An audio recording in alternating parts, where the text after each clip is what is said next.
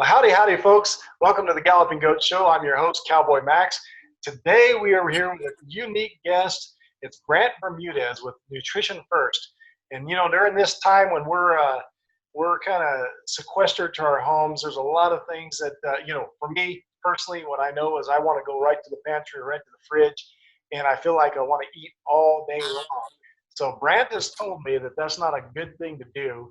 And so I thought, well, heck, we ought to get him on here and talk to us about how we can stay healthy, whether it's during this time where we're sequestered to our houses or any time in our lives.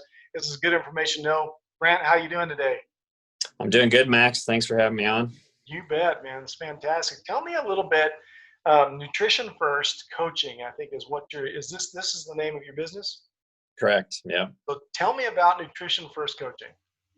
Sure. I'll give you kind of the brief history of how it got to be, and then a little bit about what nutrition coaching even is and what we do at our company. Great.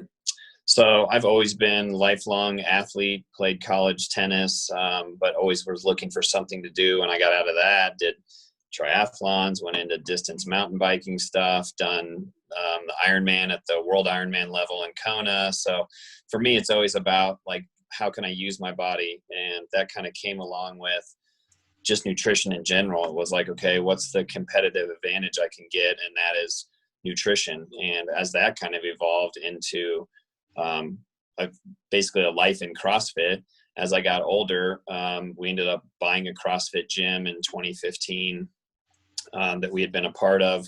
And that grew into helping other people with their nutrition. And it started very basic with nutrition challenges. And we would do that, kind of the January 15th type of thing. Everybody's making these resolutions and they're going to get in shape and they're going to. I got 100 of them. I think January wasn't that far away, that long ago. And I think I had 100 New Year's resolutions, and I think they're all gone at this point. Yeah. So, yeah, you're not alone. That's for sure. And those kind of grew into challenges we would do with people and kind of learning through that. Then I eventually thought like, well, this is a really interesting perspective to help people improve themselves, and went into some training, all online stuff. So I'm precision nutrition certified, and that's what I base all my nutrition coaching on. And I always tell people right up front, I'm not a dietitian, I'm not a doctor. Those things I reserve for people that have illnesses and they need, medical therapies in terms of nutrition. But what we do is more concentrated on helping people with habits and developing routines around eating, and just really a lot of general knowledge about what do you do with your nutrition, because it seems like there's an overabundance of knowledge these days, and you can look up everything on the internet, but then when it comes to execution, that's when a lot of people get lost in that scenario. So in the last the end of 2019, we sold the CrossFit gym, and that was really an opportunity in my eyes to grow the nutrition coaching business. And so Nutrition First Coaching was born. And now we're trying to kind of get known and, get out on the scene. So when you and I started talking, I thought it was an awesome, advantage right here to be able to chat a little bit and just kind of tell people, what nutrition coaching even is. And, to make it as simple as possible, it's really meeting with people, knowing what their history is in terms of nutrition. A lot of people have tried various diets and usually have done okay and then failed and regressed and went back to kind of where they were initially. And maybe that took a few months or a few years.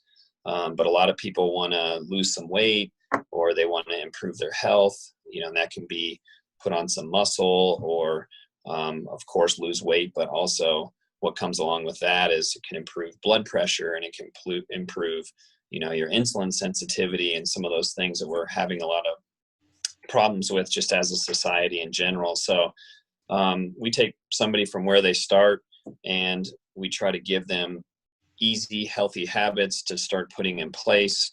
And as we work with them, week in and week out, very close communication and a lot of accountability in that aspect. But then we also get them to start putting habits in place. Something as simple as like, okay, you're going to drink 80 something ounces of water a day. And it's at that point, people are like, oh, wow. We track how much they drink, and then they find out, wow, I barely drink 40 ounces of water a day.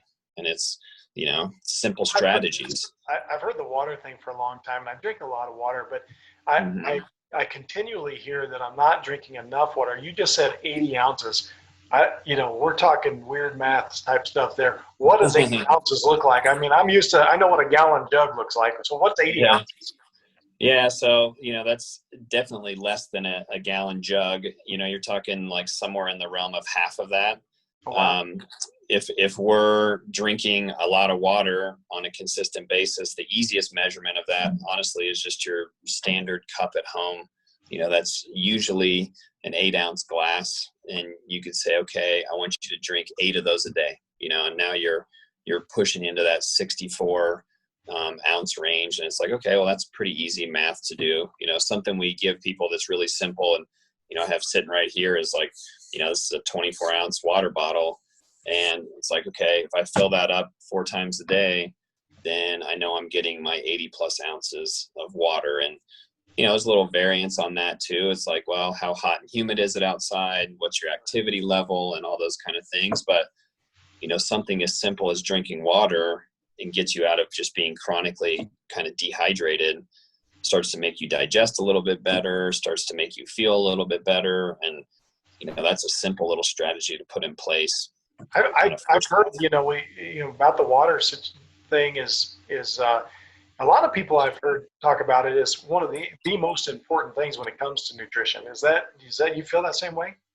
Yeah, it's definitely something that people struggle with. And, if we're going back to like basic chemistry in our bodies, pretty much every reaction happens with a little bit of water. There's always some hydrogen and oxygen involved. And if we're kind of chronically dehydrated, it's going to slow down our digestion. Maybe we're not going to absorb all the minerals and vitamins and nutrients out of our food. And so that starts to cause all kinds of issues, and some people start drinking more water, and it's something as simple as like, wow, my skin feels so much better, or my eyes aren't dry, or my hair feels like, it has more life or something to it. And, those little interesting kind of subjective feedback points are what people tell us all the time. And it's like, yeah, you're basically dehydrated for who knows how long, and Right. Comes down. It's easy to drink a lot of beverages, but a lot of them dehydrate you, lots of caffeine. I was going to say, I mean, I think we all drink a lot of stuff, but maybe it's not always the good stuff. There's a whole list of things that I think most of us are consuming that probably doesn't go on that list of real healthy nutritional stuff, right? Yeah. Something we talk a lot about is like make your fluids clear, and so that's your waters, that's your teas, and then make sure that you're not getting liquid calories out of your whatever you're drinking. So that's something where people will be like, oh, well, this is all I ate for the day. But then they also went by Starbucks and they got some kind of frappuccino, something or other that was 800 calories. And they don't even consider that as like consuming food or calories. And it's like, yeah, you just got basically a full meal's worth of calories out of that, 12-ounce drink. So it's challenging for sure. Yeah, it's hard because I don't feel like, if you drink that frappuccino or whatever, a soda or whatever it might be, it's not like consuming something solid food where you kind of feel it and you feel like you're full. You drink that and you don't feel like you're full. So it's not like I've got a meal. Even though I just consumed 1,000 calories, it's not a meal. It's just fluid. Yep. Yeah. You don't even think much about it after 30 minutes. You may be hyper from the caffeine, but you got no satiety from that at all. No real nutritional value. And so probably leads you to eat even more.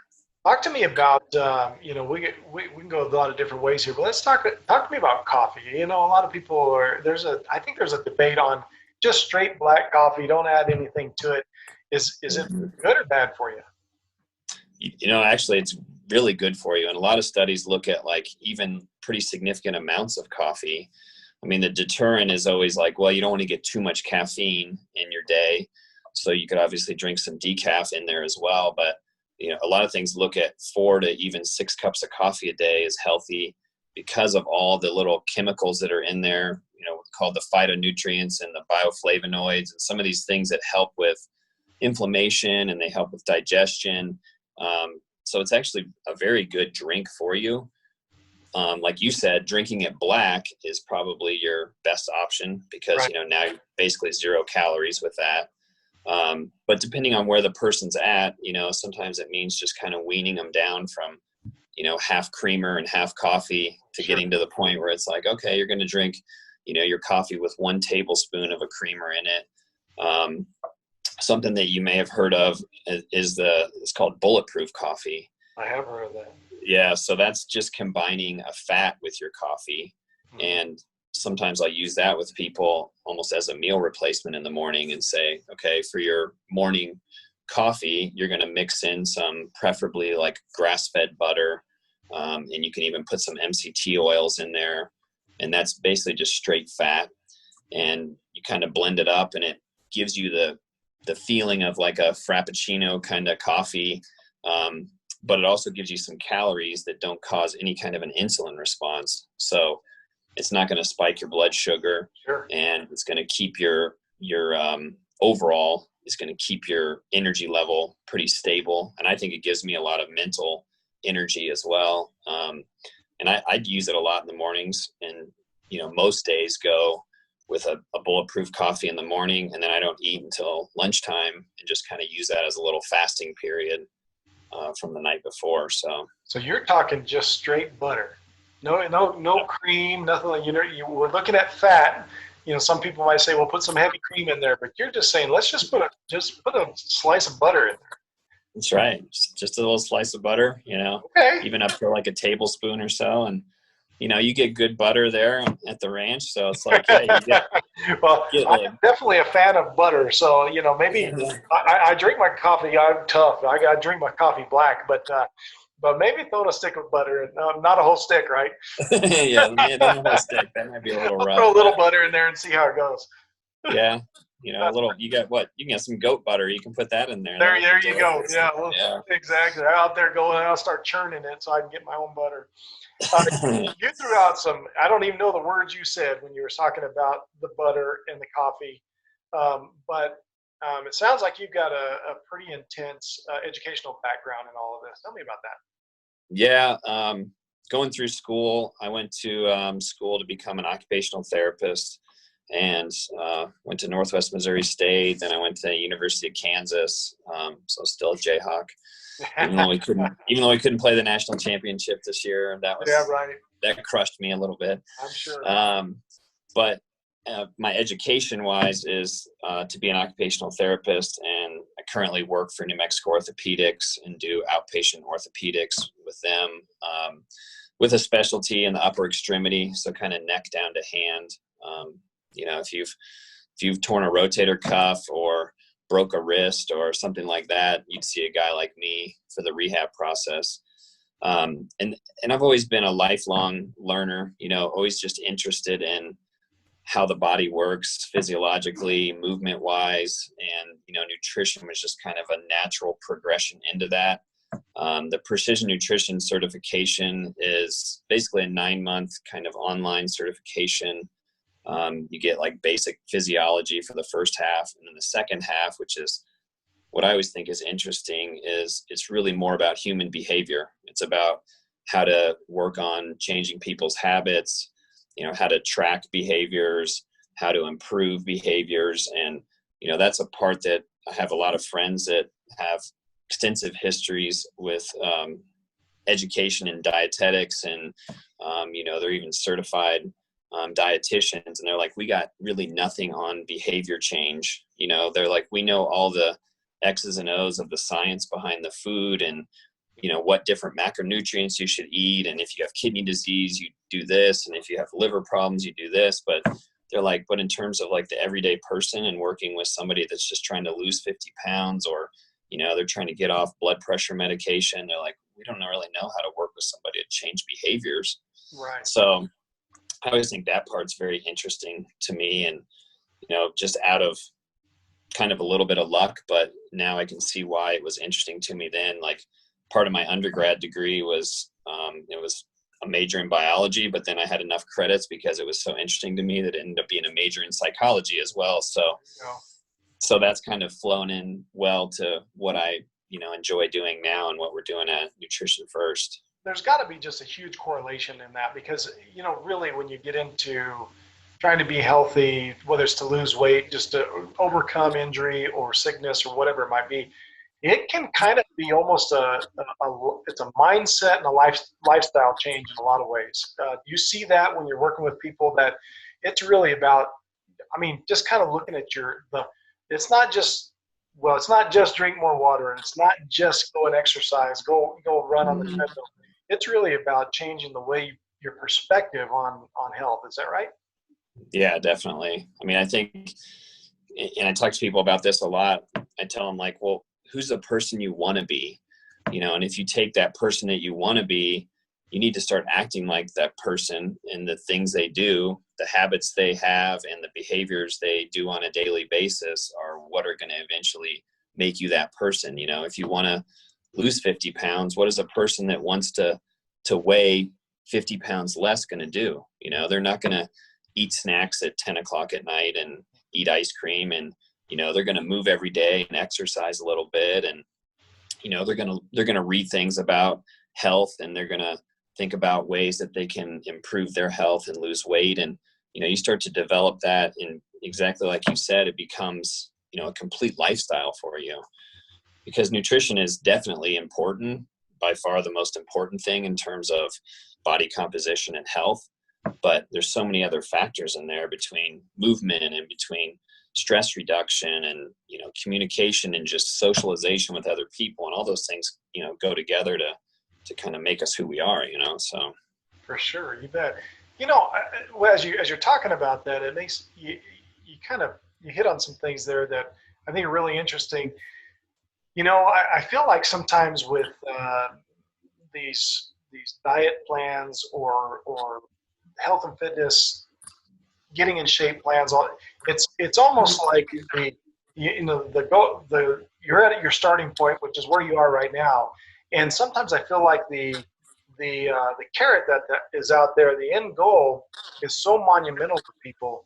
It's like, well, basically you're training to run a triathlon, to do a triathlon, and it's not realistic for most of us regular human beings to be able to do some of the things like that you do. You're in kind of an extreme health and nutrition state in your life, as are a lot of people out there. But for the normal guys like me, that I just want to just be better. I don't, I've done my thing and trying to be as athletic and in shape as I could be, but I don't feel like that's where I need to be in my life right now. Is it okay for us to say, well, I don't have to go and run a marathon, but can I just be better than what I am? Is that something that you approach with people in that way? Oh, definitely. And that's, when we first get to know somebody, and, something we always offer is that we have a free 15-minute phone call, which typically never is 15 minutes. It always ends up being longer. But we jokingly call that a no snack introduction. And we just get to know who you are at that point too. And that's where we start you from. It's like, okay, if your goal is just to, I want to lose some weight around my midsection, I want my pants to fit a little bit better, and I want to be able to go skiing and not be huffing and puffing after every run. That's where we start from. And then we just talk to you about, okay, your daily behaviors have to line up with what your end goal is.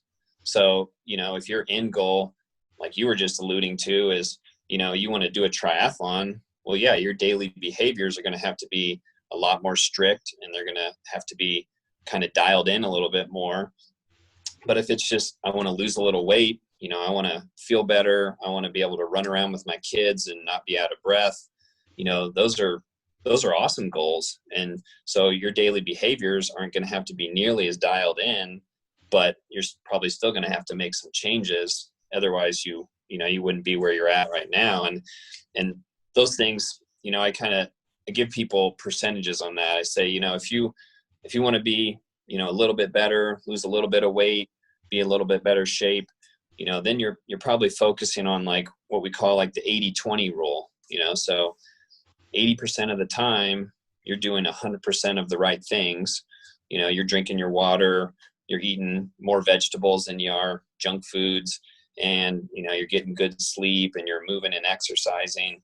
But 20% of the time, you know, you're enjoying everything in life. You're not thinking about that piece of birthday cake that you had at, you know, your friend's birthday party, and, you know, you're going out to ice cream with the kids, you know, once a week, not every day, but, you know, once a week. And that's, you know, that falls in that 20% part of it. And, you know, the more you want to dial in your goals and you want to be more specific, or, you know, have them be, you know, a little bit more extreme, so to say, then, you know, that 80-20 rule goes down to, you know, maybe the 85-15 rule, and then the 90-10 rule. And pretty soon it's like, well, how dialed in do you want to be? And your behaviors have to be in line with that if you want to achieve that goal. So, you know, it's usually a pretty eye-opening conversation with people, because they realize, like, wow, you know, I'm more in the 50-50 rule, where, you know, I want to be healthy. Yeah. I want to lose weight, but, you know, I'm still having 2 cookies after dinner every night, and then having 2 beers. And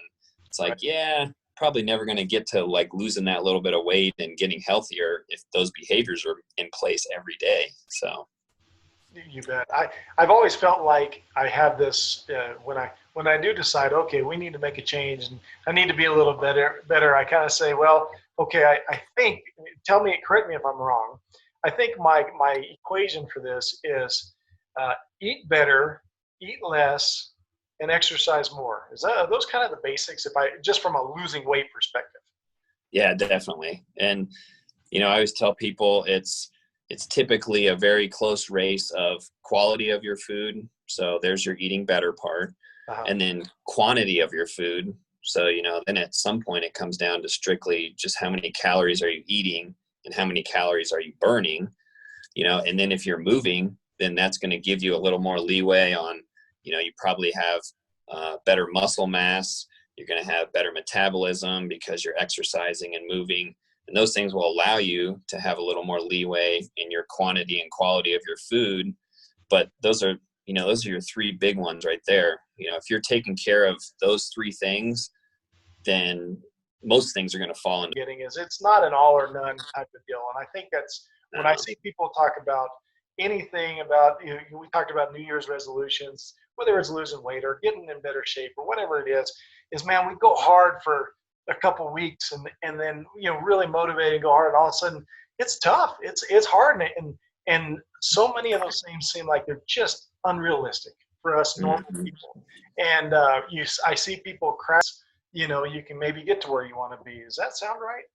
Yeah, that's a great way to sum it up. And, you know, you see so many of the rebound, you know, weight gains after diets. But what we concentrate a lot on when we're coaching somebody is making these small habit changes and making that habit change start to stick, you know. So that might take a couple weeks or it might take a month.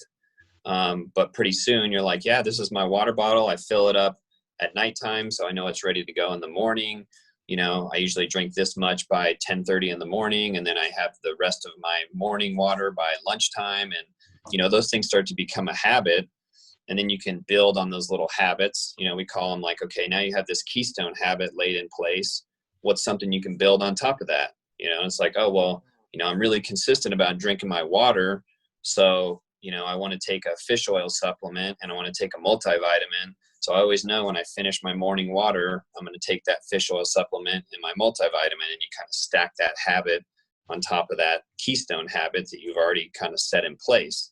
And then that starts to make everything just routine and normal, and then it's just part of your life at that point. But the big mistake people make, and it happens because, you know, we're always pushed into this, oh, it's New Year's, we got to make, you know, 12 resolutions, and, you know, by March I'm going to be just amazing, you know. And exactly what you said, you try to change 6 or 7 things at once, man, that is really challenging, you know, and you're going to fall off. You know, there's just no way to sustain that amount of push, or, you know, to have that internal motivation to just be like, I'm never eating ice cream again. I'm only drinking. It's not realistic, man. You can't do that.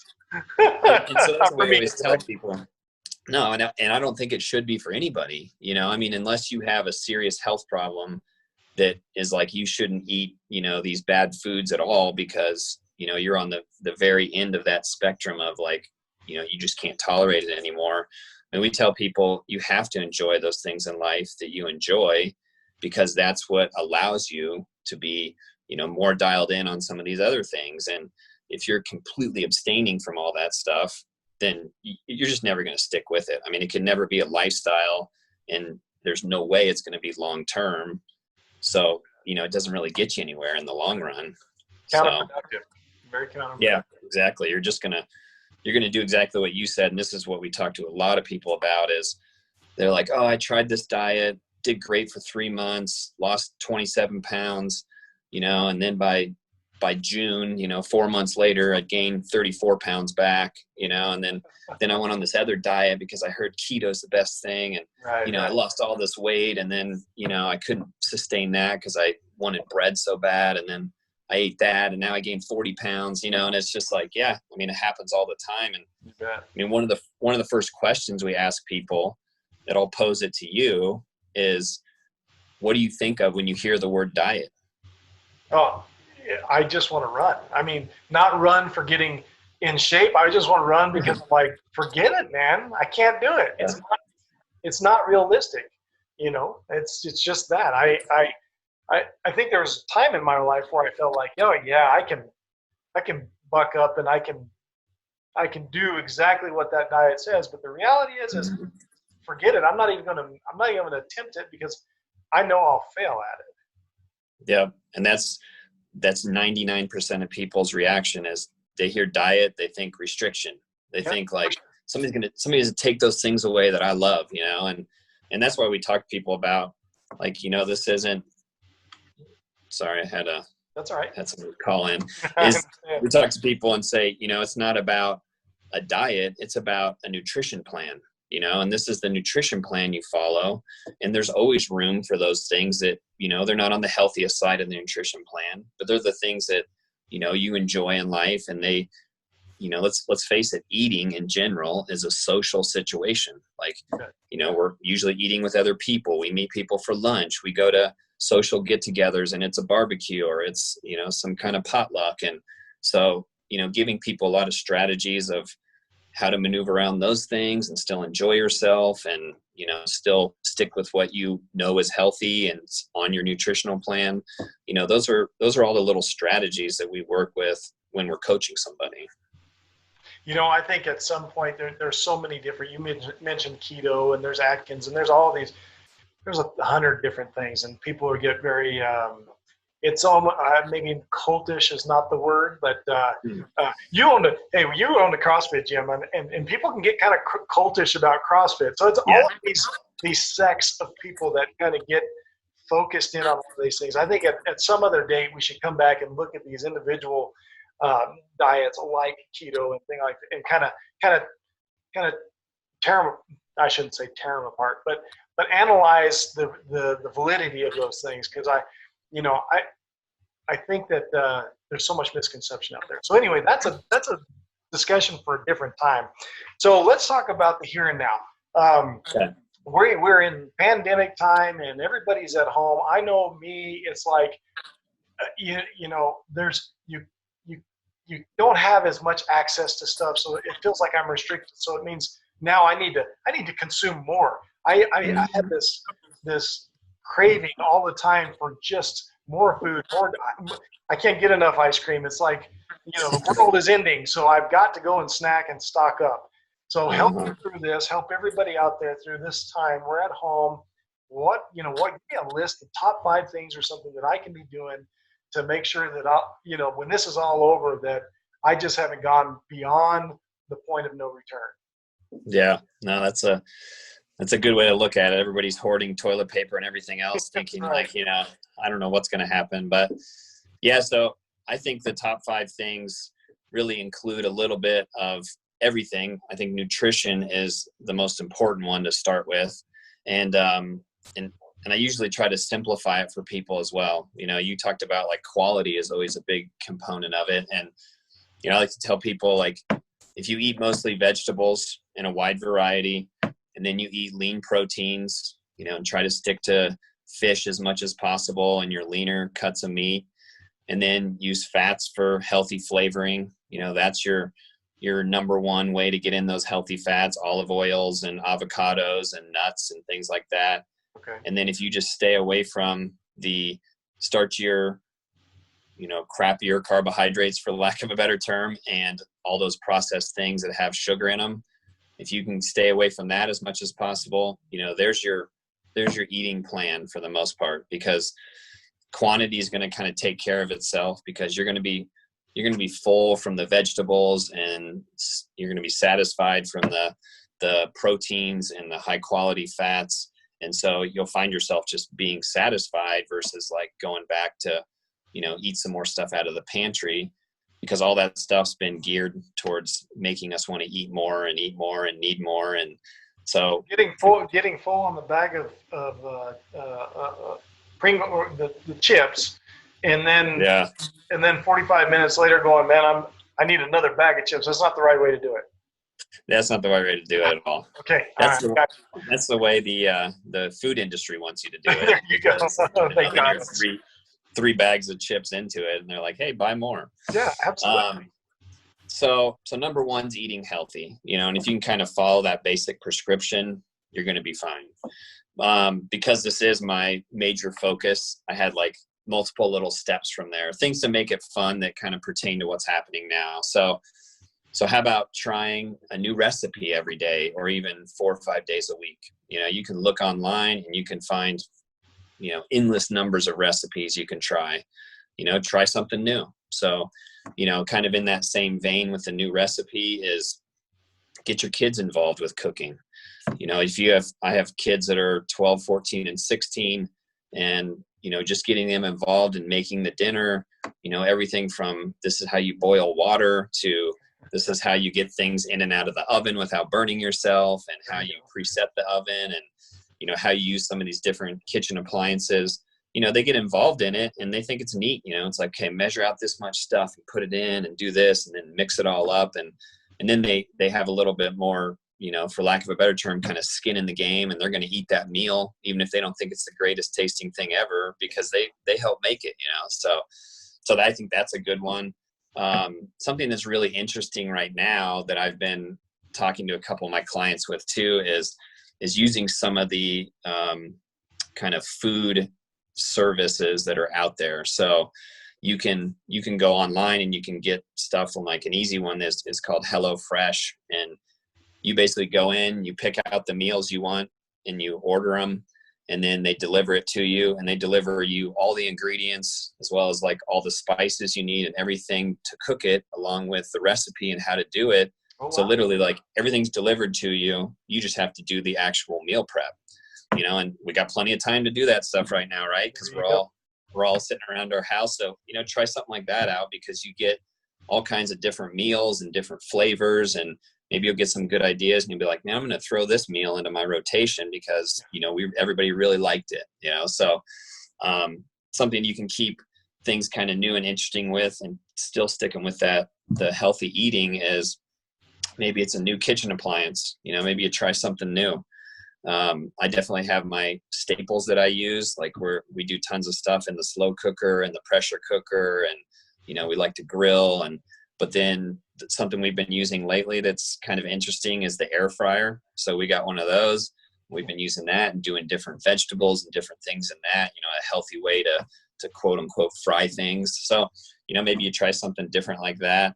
And then this is the big one, I think, for the fact that we're all kind of stuck in the house, and you just alluded to it as well, is you have to maintain those healthy eating habits and routines.